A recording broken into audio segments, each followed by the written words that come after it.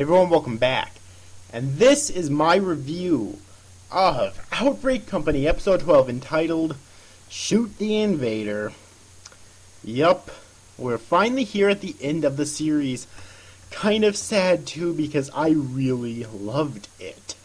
Alright, and I really did. I really genuinely, loved this series. This, kind of I guess you could probably call it like a gag comedy. Maybe, I'm not sure. Hold on, let me check and see here. It doesn't actually say, but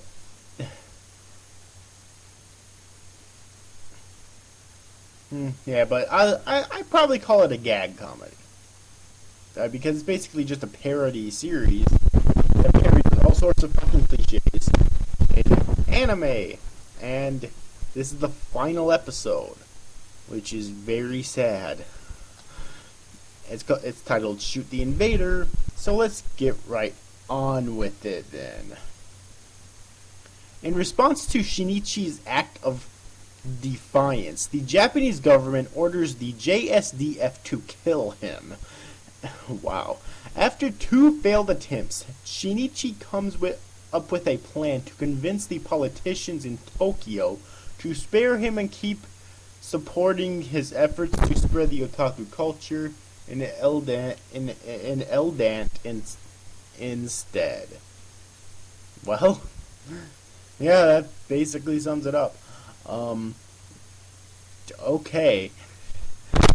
So, Outbreak Company, Episode 12. Oh my god. When I was watching this episode, I actually thought of something. What I was thinking of is that, the subject material. Yes, I actually thought of the subject material. Something that you'd think I would have thought of originally, but it's kind of hard to explain. It's like, I knew what the subject material was, obviously, I'm not a fucking retard, but it's like, I never really gave it any deeper thought. But watching this episode made me think of just how dumb, but how dumb it is. I'm watching a series that's so fucking dramatic over anime, manga, and video games. However, it's so dumb that that it makes it funny. That's why the series is so fucking awesome. Okay, that right there is the reason. And it's something I didn't think of until, at least not this much, until I started, until I watched this episode. Towards the end of it, in fact. And that's why this series is so fucking amazing. Right there. Because it's like, you're dealing with subject material that's supposed to be just a hobby, It's entertainment. Anime, manga, and video games. It's all entertainment.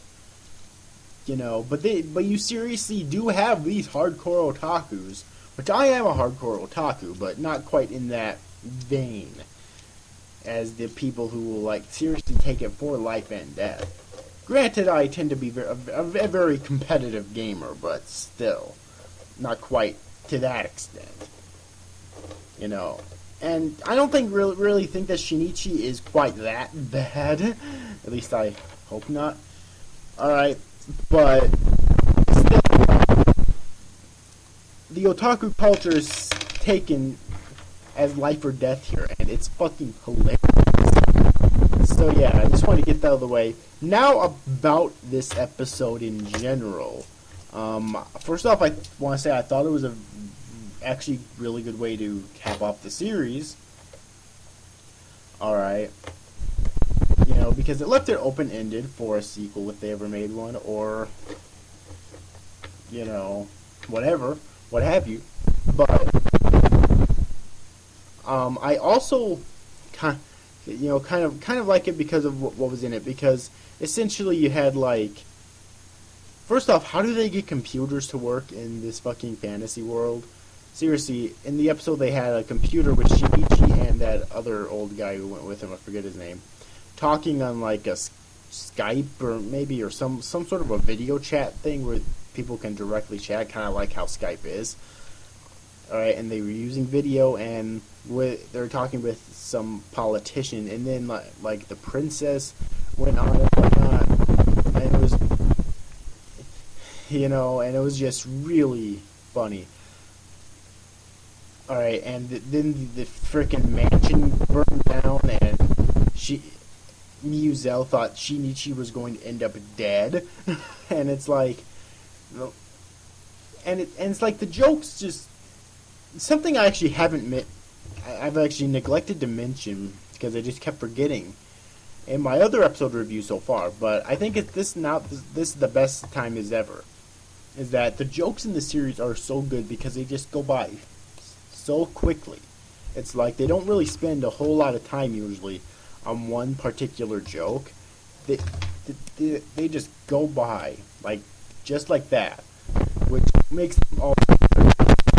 If you get hung up on a joke too much or for too long, then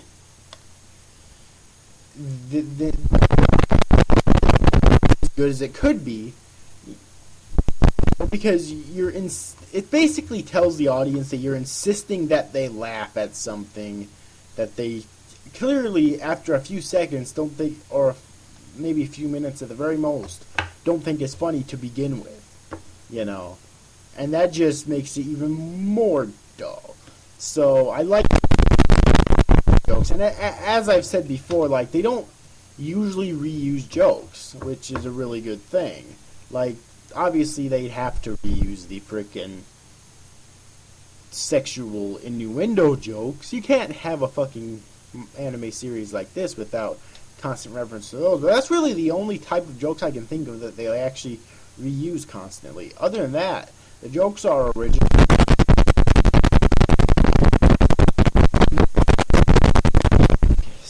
Like a gag manga and anime series. Most of the jokes have to do with references, or not references, but parody of anime cliches. And this entire episode was a fucking parody. And I'm not even going to mention what the parody was, because if you can't tell, I don't know what to fucking say, man. It's clear as fucking day what they were trying to parody in this episode. And it worked out so goddamn well. So, yes, I think I'm pretty much going to wrap up this review, though. Overall, I really enjoyed this episode, and I really enjoyed the series. I'm kind of sad that it's done. Anyways, though, now that the series is done, obviously, next up I will be making my review of it. So please stay tuned for that. Hope you enjoyed this review, guys. These after guys, thanks for watching. Bye-bye.